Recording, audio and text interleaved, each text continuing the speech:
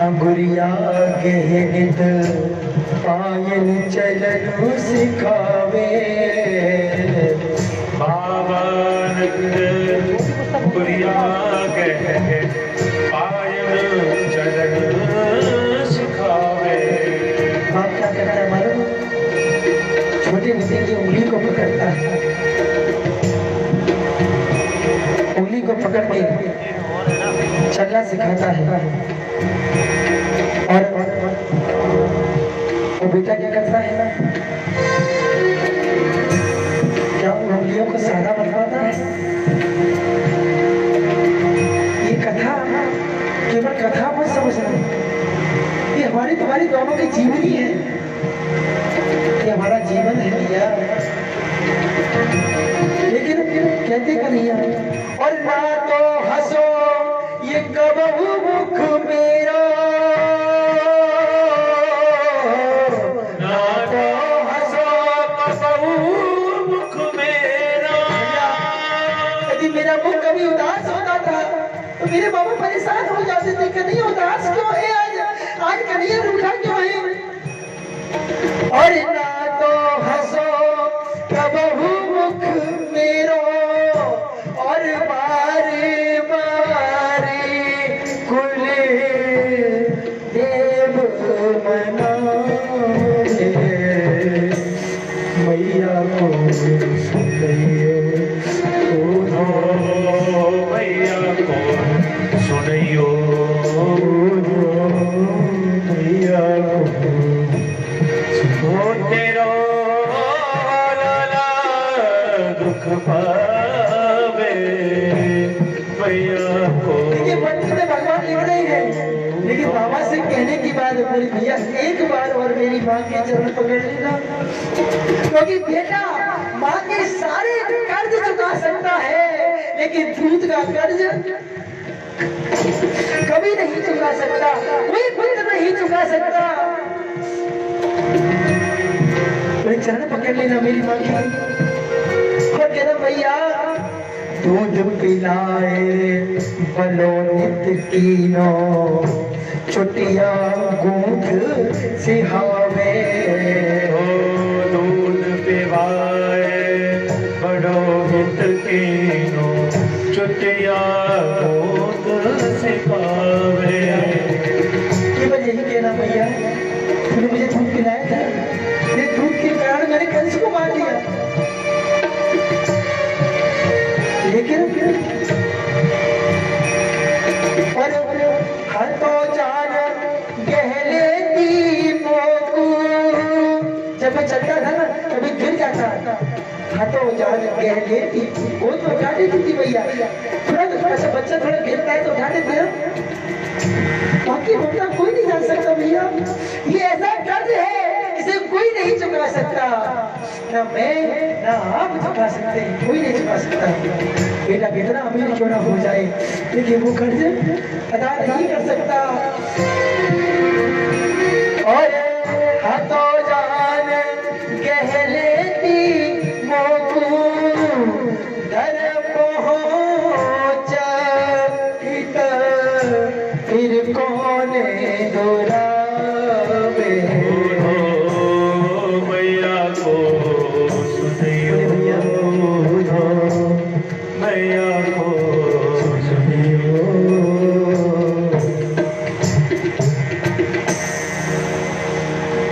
ऐसा पत्र लिखा भगवान। अब बताइए एक पत्र में हमारी आपकी ये हालत होगी, 3 पत्र और हैं, सुन सकते हो? हिम्मत है सुनने की? है हिम्मत? नहीं है। जब सोचो भगवान का एक पत्र सुन के हम लोगों की ये हालत हो गई तो गोपियों की हालत क्या होगी?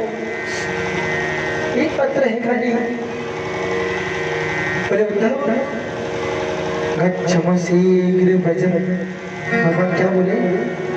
गच्छम शीघ्र व्रजम हे सखे सुंदरम श्रीलता कुंज पंजारिभिर्मण्डितम विरसेन कृष्ण प्रभाचारु वृंदावनम गोप गोपी गणे गोकुलम संकुल।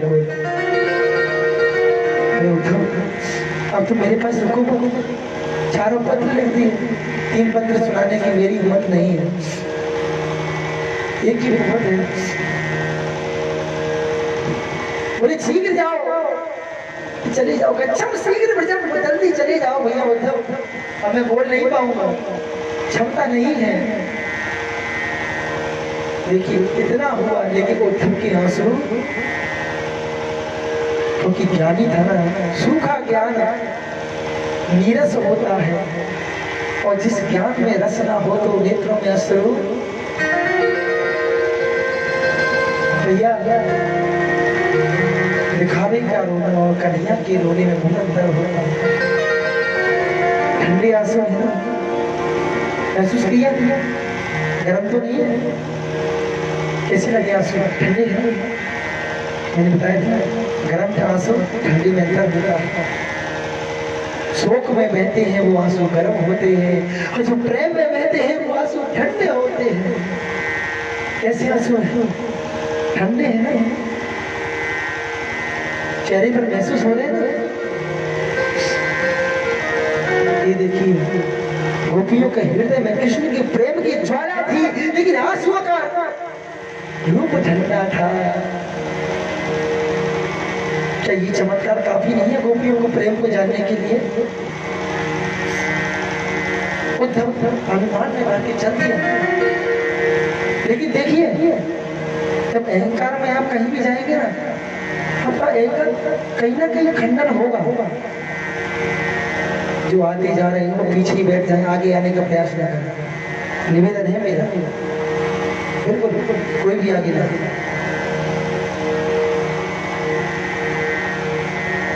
ये आप लोगों की जिम्मेदारी धर्म है।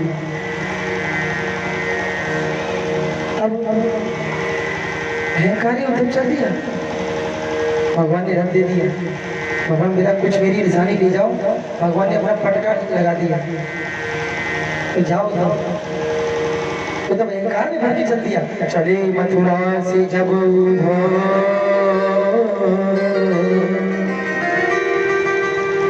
चले मथुरा से जब उद्धव, तो वृंदावन निकट आया। किसी निकट आया ना, लेकिन चमत्कार को नमस्कार होता है, जैसे यहाँ हो रहा है करने वाला ही है, करते हो तुम कन्हैया, मेरा नाम हो रहा है। चले मथुरा से जब उद्धव, वृंदावन निकट आया, तो वहां क्या हुआ? वहां के वृक्षों ने अपना अनोखा रंग दिखलाया। क्या दिखलाया? उलझ कर वस्त्र से काटे, उलझ कर वस्त्र से काटे, लगे उद्धव को समझाने कि तेरा ज्ञान पर्दा फाड़ देंगे हम प्रेम दीवाने, तेरा ज्ञान पर्दा फाड़ देंगे हम प्रेम दीवाने।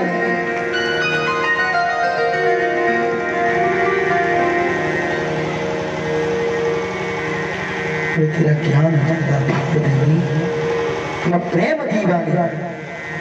वहीं बैठ जाओ।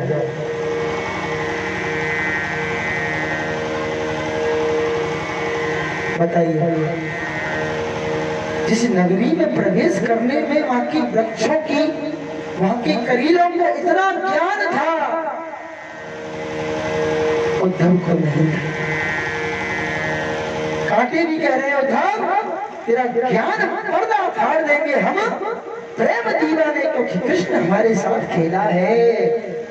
उस कहीन के प्रत्येक कांटे कांटे में कृष्ण रूपी प्रेम भरा हुआ है। ये कंटक किसी को चुभ गया तो ध्यान रखना, प्रेम घुसा देगा।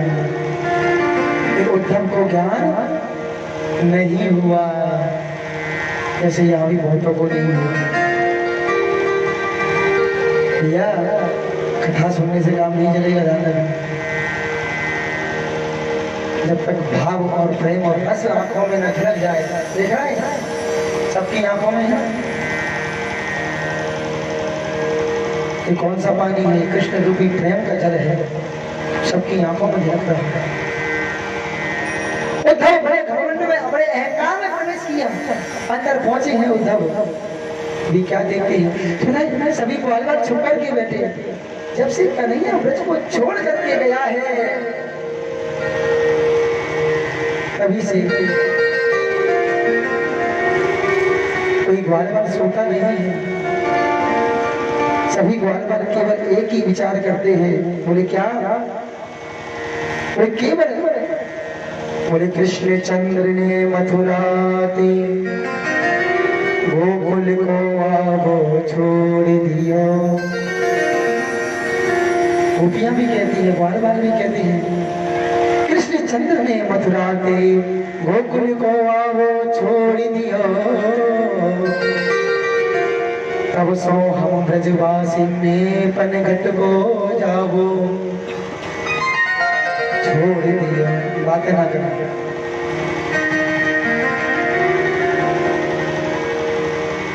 बोले लता पता ये सब अच्छे नहीं लगते। जो लताएं खिलती थी वो आज मुरझा रही है, जिनमें कभी फूल निकल के आते थे अपने आप मुरझा रहे हैं। भैया पता है, सब ग्वालवाल रोज आते थे मथुरा वाले रास्ते पर। मैंने प्रारंभ में क्या कहा था, नहीं आज आएंगे, आज और देखना है। हमने प्रारंभ में बुलाया था, आओ आओ मेरे नंदलाल आ जाओ। यहाँ ग्वालवाल रोज आते थे, मथुरा के उसी रास्ते पर पहुंच जाते थे, लेकिन वही खड़े होके कहते थे, कन्हैया आज नहीं, कब आओगे? आओगे जरूर, लेकिन आना पड़ेगा। इतने दिन से सामने से रथ आ रहा है, सबने देखा कृष्ण का वस्त्र पहने हुए, वही पीताम्बर, वही पीत पीताम्बर, गले में पटका, वही ठाकुर जी की वैजंती माला पहने हुए, मुकुट धारण किए हुए। अब तो ब्रजवासी हमारे खुशी के झूमने लगे, बोले कन्हैया आ गया, भैया कन्हैया आ गया। पता ये ग्वालवाल क्या बोला? देखिए जो संदेश, मैं दोस्त की बात नहीं कर रहा हूँ, सखा दोस्त अलग होता है, सखा अलग होता है, मित्र अलग होता है, और यार अलग होता है। चारों का भेद बताऊंगा, सुदामा चरित्र की कथा जब आएगी चारों का अर्थ बताऊंगा। वो सखा है, सखा कहते भैया अच्छा कन्हैया आ रहा है, देखो रथ आ रहा है। एक ग्वालवाल पता है, छोटा सा ग्वालवाल था, जाकर के पेड़ के पीछे छुप गया, बोले मैं कन्हैया से बात नहीं करूंगा, ये बड़ा निष्ठुर है, छोड़ के चला गया मुझे। मुझसे कहा था भैया तो मेरा प्राण है, मैं छोड़ूंगा नहीं, छोड़ के भाग गया, मैं इससे बात नहीं करूंगा। पता है पेड़ के नीचे जाके के छुप गया। बोले कन्हैया आएगा, सबको पूछेगा, सबको ढूंढेगा, जब मुझे ढूंढेगा ना, मैं उसके सामने नहीं आऊंगा, मैं रूठ जाऊंगा से, मैं बोलूंगा नहीं कन्हैया से। तो जैसी रथ आया, सब ग्वालवालों ने देखा कन्हैया आ गया, कन्हैया आ गया, पास पहुंचे, निराशा हाथ रख गई।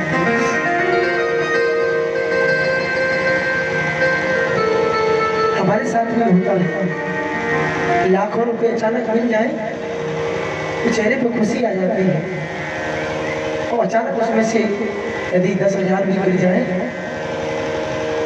तो उदासी आ जाती है। क्या वो 1 लाख जो मिले थे वो हमारे थे? जो आपको कहीं मिले पड़े हुए वो आपके 1 लाख थे? नहीं थे, लेकिन आपको उनके मिलने का सुख प्राप्त हुआ, उनमें से 10,000 गिर गए, क्या वो आपके थे? उसका दुख क्यों हो गया? 1 लाख वो आपके ना थे, जो 10,000 गिरे वो भी आपके नहीं थे। अरे 10,000 का दुख हुआ, 90,000 का सुख नहीं हुआ। यही तो हम बस फंसे पड़े हैं।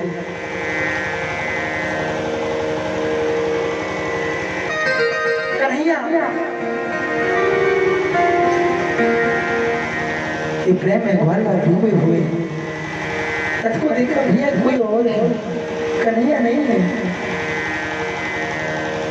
लगा तो था, लगे कोई श्याम ही की अनुहारी। अब देखिए पद तो बहुत है,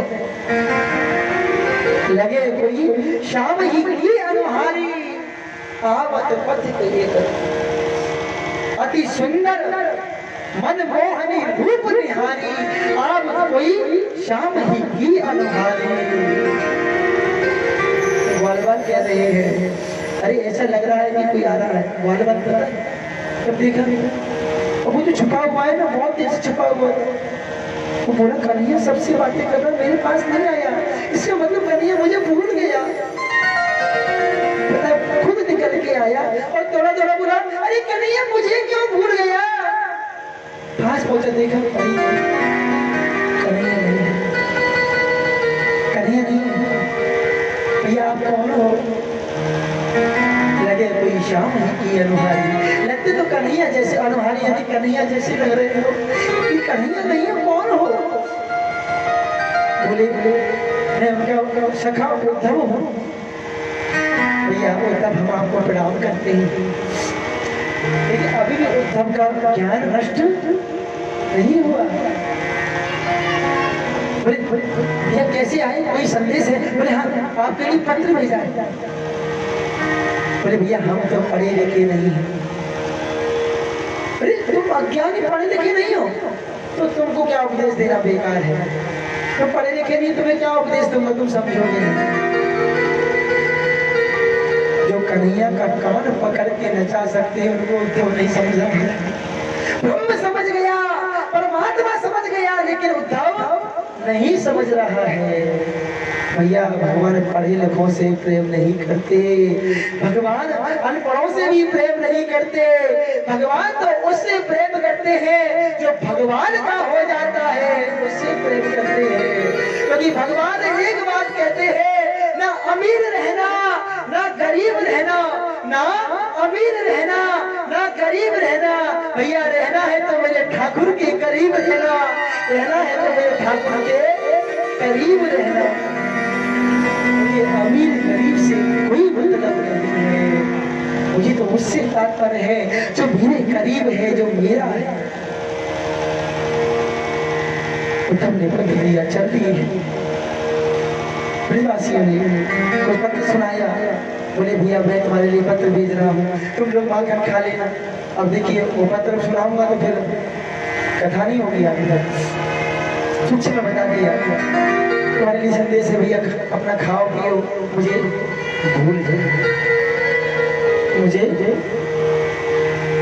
बताइए ये शब्द कितना कठिन है ना।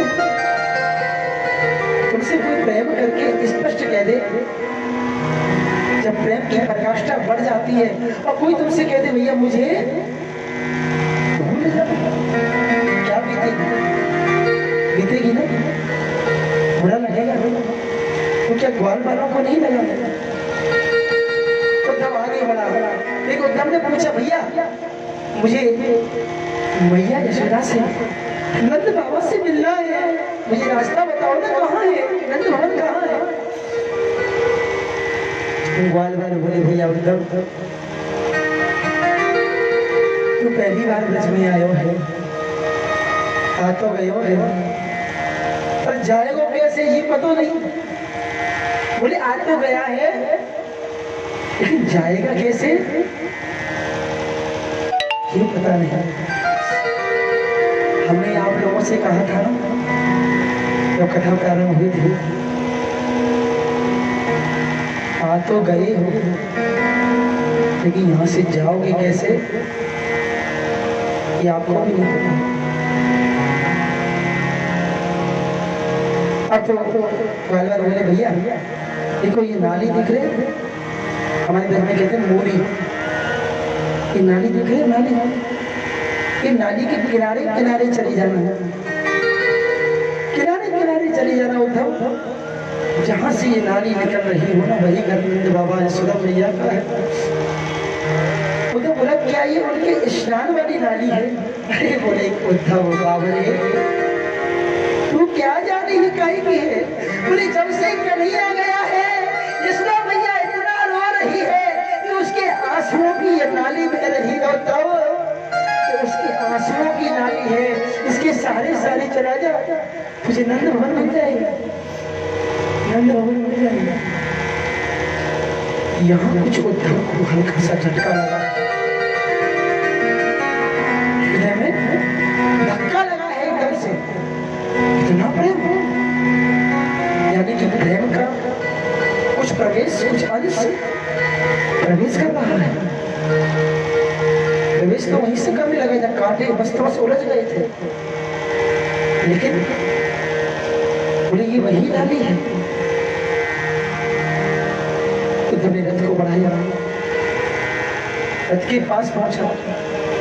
जैसे कुछ लोग भाव प्रेम को नहीं समझ पाते ना, कथाओं में आकर के बातें करने लग जाते हैं आपस में। उनको क्या मतलब है, वो तो केवल फॉर्मेलिटी पूरी करने आए हैं, आकर के बैठे आपस में सुनो। उनको क्या पता कथा क्या चल रही है, भाव क्या चल रहा है।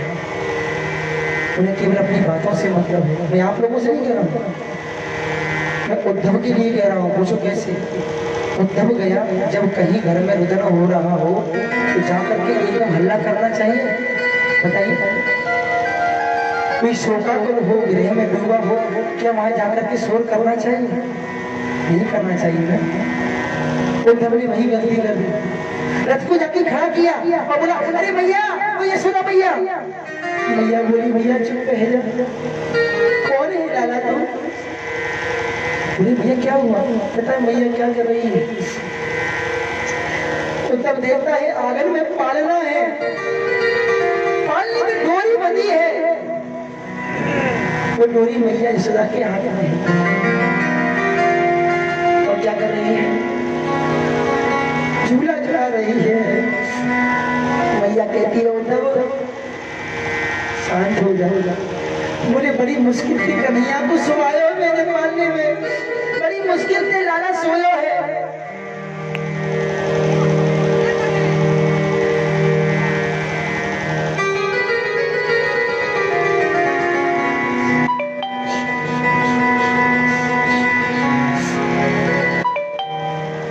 बड़ी मुश्किल से कन्हैया को सुलाया। शोर न करो, भैया इनको बैठा दो। ओ भैया बैठ जाए, बैठ जाइए, समझ में नहीं आ रहा, बैठ जाइए।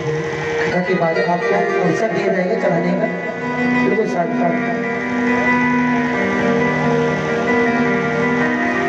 राधे राधे। मैंने कहा ना कार टूटने में देर नहीं है,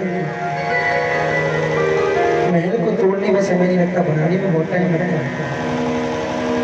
भैया बोली उद्धव शांत हो जा, कन्हैया को पालना झुला रही है। उद्धव बोला नंदाई पागल हो गई। उद्धव ने देखा पालना खाली है, कोई है नहीं। उद्धव को पालने में कन्हैया दिखाई नहीं दे रहे, लेकिन भैया को दिखाई दे रहे हैं। मैंने बताया ना, जैसे कुछ लोगों को वृंदावन दिखाई नहीं देता, लेकिन कुछ लोगों को वृंदावन का दर्शन आज भी होता है। उसी प्रकार क्योंकि दिव्य चक्षुओं की, दिव्य नेत्रों की आवश्यकता पड़ती है कृष्ण को देखने के लिए। मैया कन्हैया को देख रही है। उद्धव ने प्रवेश किया, भैया ने कहा क्यों भैया कन्हैया जग जाएगा। इतने में क्या हुआ, बाल रूप में कन्हैया दौड़ रहे हैं आंगन में। उद्धव देख रहा है, उद्धव खड़ा है बिल्कुल स्तंभ की तरह, खंभे की तरह खड़ा है। देखता है बाल रूप में कन्हैया दौड़ रहे हैं, चकित रह गया। बोले इसको तो मैं मथुरा छोड़ के आया यहाँ, ये तो प्रारंभ है भैया। उद्धव भैया बोलते देखता एकदम भगवान अदृश्य हो गया। दूसरा धक्का लगाया, ध्यान रखना, ज्ञान रूपी पत्थर वाले हृदय पर जब प्रेम की चोट पड़ती है ना, तो महाराज धीरे धीरे ऐसा असर होता है कि वो पत्थर फिर पत्थर नहीं रहता। उस पत्थर को कन्हैया बिल्कुल मोम बना देता है, मोम बना देता है, फिर वो पिघलने लगता है। पिघलता है ना मोम, पत्थर को पिघलते देखा है कभी? पत्थर यदि मोम बन जाए तो पत्थर भी पिघल जाता है। तो तुमने पूछा भैया ये पत्थर है तुम्हारे लिए? बोले कौन ने भेजा भैया? कहाँ से आए हो तुम लाला? बोले भैया मैं मथुरा से आया हूँ। अच्छा मथुरा से आए हो भैया, कौन को संदेश लेके आए हो? भैया भैया अब बताओ उद्धव कैसे गए कन्हैया का संदेश लाया है? जिसने कन्हैया को अभी घूमते देखा, उद्धव सोच रहा है कि संदेश अब दूं या ना दूं, ये झूठ है या वो झूठ है? आश्चर्य है बुद्धि उद्धव की। बोले बोले संदेश कैसे सुनाऊं? बोले भैया ये शाम का संदेश है। भैया बोली भैया पढ़ के सुना दे। जब पढ़े लिखों के पास अनपढ़ लोग पहुंच जाते हैं तो उनकी कुछ अवहेलना कर देते हैं लोग, अपमान करते हैं। अनपढ़ इसलिए नहीं करना चाहिए। माँ सरस्वती रुष्ट हो जाती है। ध्यान रखना, कोई अज्ञानी आपकी समझ आया है, उसके अज्ञान को दूर करो, उसकी अवहेलना नहीं करनी चाहिए। अरे कृष्ण का प्रेम है तो कृष्ण के प्रेम ही जान सकते हैं। कृष्ण के प्रेम में आंसू केवल प्रेमियों के बह सकते हैं, निष्ठुरों के नहीं। अच्छा लगता है वो तुमने पत्र दिया। मैया बोली भैया या मैं ये लिखो हो मैया, वो को भूल जाइए, वही चिंता मत करिए, मैं ठीक हूँ। और या मैं कन्हैया ने ये लिखो होगा कि भैया वो तेरी याद अब नहीं आ रही है इतनी, तेरे माखन की याद आ रही है। या मैं ये लिखो होगा कन्हैया ने कि भैया तेरे मुँह दूध पिवायो। या मैं कन्हैया ने ये लिखो होगा कि भैया तेरे मुँह को लाल लड़ायो। या मैं उद्धव यही तो लिखो होगा कि भैया तेरे मुँह को पालने जुड़ायो। या मैं उद्धव यही तो लिखो होगा कि भैया मेरी चिंता मत करिए। उद्धव के हृदय पर तीसरा पत्थर पड़ गया। क्यों? भैया ने क्या कहा मैं अनपढ़ हूं। पूरा पत्र तो पढ़ दिया भैया ने। अब बताइए वो पढ़ा लिखा ज्ञानी हुआ या अनपढ़? अनपढ़ ने बिना देखे पढ़ दिया और ज्ञानवान पढ़ के भी नहीं पढ़ पाया, पढ़ के भी नहीं पढ़ पाया।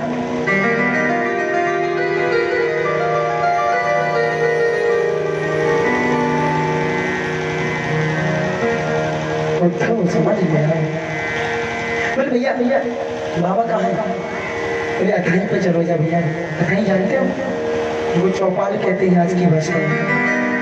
बोले भैया अथाई पे बाबा है और वहीं तो को और भयो करने से उनकी सखा है, वो वहीं मिलेंगे। उद्धव अथाई पर पहुंचा है, बाबा को प्रणाम किया है। क्योंकि जब भक्ति के देखना एक बात ध्यान रखना, कथा में भी बहुत से लोग ऐसे आए थे जो प्रणाम करना नहीं जानते थे, नहीं जानते थे। तो आज वो प्रणाम करना सीख गए। बैठ जाइए आप लोग, बैठ जाइए, आप सब दिए जाएंगे, बैठ जाइए। वो प्रणाम करना सीख गए। क्यों? जब तक लगी नहीं तब तक सीखे नहीं सीखे। उद्धव को जैसी लगी, उद्धव के आंखों में कुछ पानी नजर आया। और जब जिस सामने वाले व्यक्ति की आंखों में थोड़ा भी पानी नजर आ जाए, समझ लेना कि ये टूट रहा है, अब ये टूट रहा है।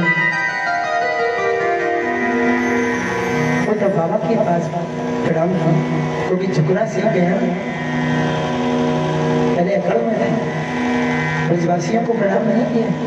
ध्यान रखना, भगवान को प्राप्त करना है, ब्रजवासियों को प्रणाम करना सीख लो। कन्हैया उनके चरणों में मिल जाए, कन्हैया उनके चरणों में मिलेगा। ये पूरा वृंदावन क्या पूरा विश्व घूम लेगा, कन्हैया आपको नहीं मिलेगा। यदि उद्धव ने ब्रजवासियों का सम्मान नहीं किया, आपके यहाँ एक ब्रजवासी आ जाएगा तो आपको उद्धार कर देगा। महाराज यहाँ तो ठाकुर की पूरी कृपा होगी, एक ही काफी है। कहते ना एक ही शम्मा काफी है महफिल को रोशन करने के, बाकी तो अंधेरा पूरे विश्व में छाया है। अब तो महाराज ने तो बाबा के पास कुछ बाबा को प्रणाम किया। बाबा ये पत्र कन्हैया का। अरे लाला पत्र को तू सुनाई दे, अब तू ना सुनावे तो हमें तो सब पता ही है। और बेटा पढ़े लिखे तो है नहीं, बोले ब्रजवासी हैं और हमने तो भैया कछु नहीं पढ़ो, उद्धव तू पढ़ के सुनाए दे बेटे, जा मैं कहा लिखो है। अब बताइए जिसके साथ पहले घटना हुई है क्या वो पढ़ते पढ़ने की कोशिश करेगा? वो समझ गया ऐसा ना हो बाबा जी पढ़ते को पढ़ दे जैसे मैया ने पढ़ा था। बोले बेटा कहाँ सोच रहे हो? कोई यशोदा की बात है, क्यों सोच रहे हो? क्या देखा समझ गए बाबा धन? जो गुरु आपके हृदय को पढ़ने सच्चा गुरु वही होता है। अरे आपने गुरु को बताया तो गुरु को पता चला तो फिर गुरु किस बात का? जो आपके चेहरे को देख करके पूरा नजरिया भाप ले वही गुरु होता है। बाबा ने बता दिया ठीक है भैया उद्धव कन्हैया ठीक है ना मारो, याद तो ना करे लाला वासु कह दीजो। अरे हम ठीक है हमारी याद ना करें भैया ठीक है तेरे बाबा ठीक है। आंखों में आंसू है, हृदय पर पत्थर रखा है क्योंकि पिता जल्दी नहीं रोता, माता रो जाती है लेकिन पिता जल्दी नहीं रोता। ऐसी माँ का कभी अपमान मत करना, ऐसे पिता का अपमान नहीं करना। मंदिर में ना मिलेंगे, गुरुद्वारे ना मिलेंगे, घर ही में बैठे हैं तेरे भगवान। कर ले माँ को प्रणाम, अपने पिता को प्रणाम कर ले। तो तेरे घर में बैठे भैया गणेश भगवान ने माता पार्वती भगवान शिव की परिक्रमा करके सारे विश्व की परिक्रमा प्राप्त की थी, मालूम है? जब गणेश जी समझ गए आप नहीं समझ रहे।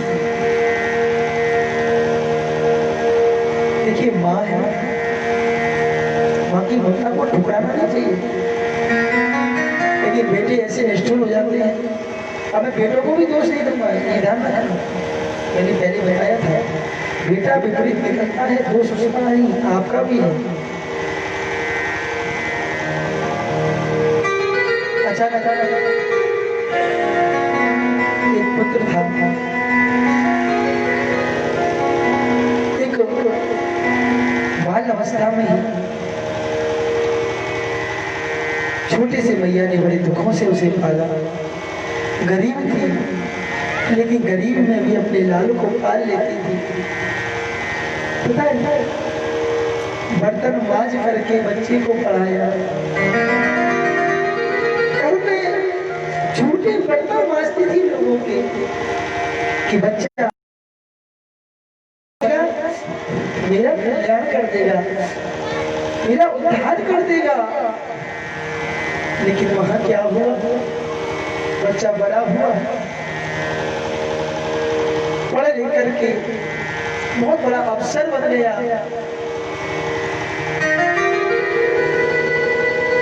किसी के प्रेम में फंस करके माँ बाप से दूर हो गई। अब तो बड़ी बड़ी नौकरी मिली, बड़ी बड़ी हाई सोसाइटी में रहने लगा। गरीब बाप जो माता, पता माता कैसी थी, उसका एक नेत्र नहीं था, एक आंख नहीं थी उस मैया की।